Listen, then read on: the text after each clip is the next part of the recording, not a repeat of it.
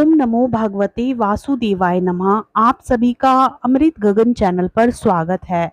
मित्रों, आज हम जानेंगे वरुथनी एकादशी व्रत का पारण कब करना है, कैसे करना है, पारण का शुभ मुहूर्त क्या रहेगा, पारण से पहले हमें दान किस चीज का करना चाहिए और दान किस प्रकार से करना चाहिए, तुलसी पूजा कब और कैसे करनी चाहिए।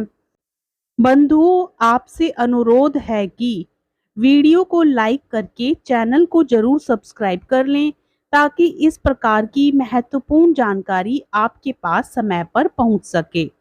मित्रों, एकादशी का व्रत सबसे पुण्यदायी होता है, लेकिन पारण सही विधि से ना किया जाए तो इस व्रत का पूरा फल प्राप्त नहीं होता है। इसलिए व्रत पारण की विधि के बारे में भी आज हम आपको बताएंगे। कृष्ण पक्ष की एकादशी तिथि को वरुथनी एकादशी का व्रत करने का विधान है। इस व्रत को करने से आर्थिक परेशानियों से मुक्ति मिलती है। इस साल वरुथनी एकादशी का व्रत आज यानी कि 4 मई 2024 को रखा जाएगा। पंचांग के अनुसार वैशाख कृष्ण पक्ष की एकादशी तिथि की शुरुआत 3 मई 2024 को रात 11:24 से होगी, जबकि इसका समापन 4 मई 2024 को रात 8:38 पर होगा।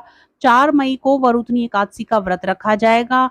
वहीं वरुथनी एकादशी व्रत का पारण 5 मई को किया जाएगा। एकादशी के पारण के लिए शुभ समय 5 मई 2024 को सुबह 5:37 से लेकर सुबह 8:17 तक रहेगा।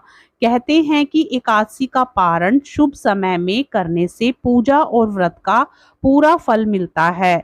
एकादशी का पारण तुलसी पत्ते से ही करना चाहिए, लेकिन द्वादशी तिथि को भी व्रती को तुलसी का पत्ता तोड़ने की मनाही होती है। ऐसे में घर के किसी दूसरे सदस्य से जिसने व्रत ना किया हो उससे तुलसी का पत्ता तोड़ने के लिए कहें। एकादशी का पारण करने से पहले जाने अनजाने में हुई गलती के लिए भगवान विष्णु और माता लक्ष्मी से क्षमा मांगे। जो भक्त निर्जला व्रत रख रहे हैं उन्हें पंचामृत, दूध और फलों से अपना व्रत तोड़ना चाहिए। पारण के समय के अनुसार ही व्रत को खोलना चाहिए। यदि आप सुबह जल्दी पारण करने का समय भूल गए हैं तो आपको मध्याह्न तक इंतजार करना चाहिए, क्योंकि हरिवासर को व्रत तोड़ने के लिए शुभ समय नहीं माना जाता है। इसके अलावा द्वादशी के दिन चावल का पकवान जरूर बनाना चाहिए और इसका भोग श्री हरि को लगाकर फिर खुद खाना चाहिए।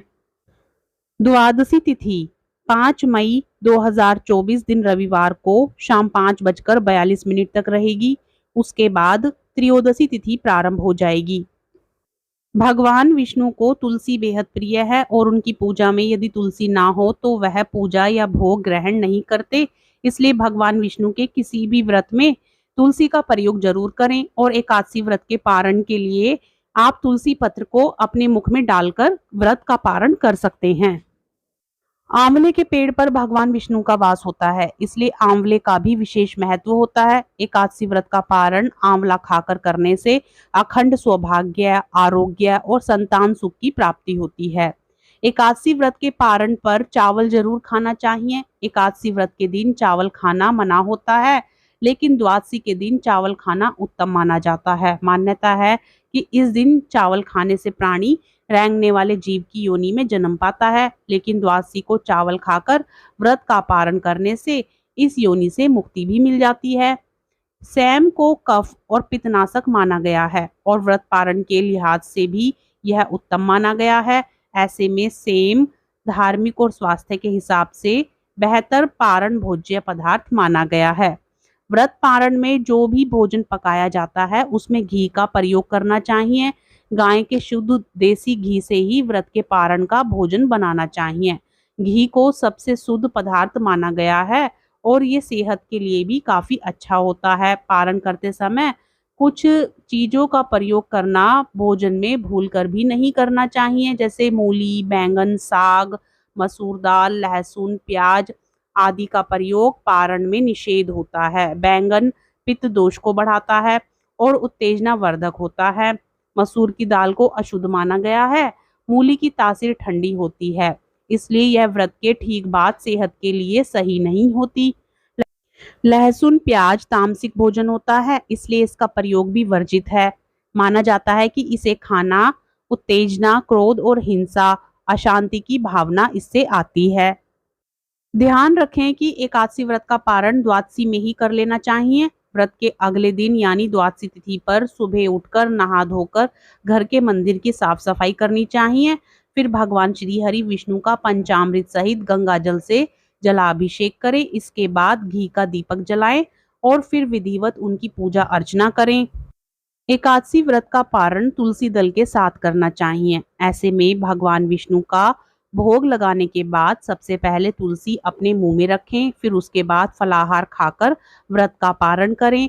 व्रत का पारण करने से पहले दान अवश्य करें। श्री हरि का भोग भी आप खा सकते हैं। दान आप सामर्थ्य अनुसार किसी भी चीज का कर सकते हैं। वह चीज पुरानी नहीं होनी चाहिए और किसी के उपयोग में आनी चाहिए। जल का दान वैशाख मास में सर्वोत्तम दान माना गया है। आप वैशाख मास में जल का दान कर सकते हैं, अन्न का दान कर सकते हैं। इसके अलावा आप किसी को वस्त्र दान दे सकते हैं, फल दान दे सकते हैं। इस प्रकार वरुथनी एकादशी के दिन इन दानों को करने के बाद आप व्रत का पारण कर सकते हैं। तो मित्रों, ये थी आज की जानकारी। जानकारी पसंद आए तो वीडियो को लाइक करें, चैनल को सब्सक्राइब करें, अपने मित्र गणों रिश्तेदारों में शेयर करें ताकि वह भी जानकारी प्राप्त कर सके। और कमेंट बॉक्स में श्री हरि विष्णु भगवान की जय लिखना ना भूलें। राधे राधे, जय श्री कृष्णा।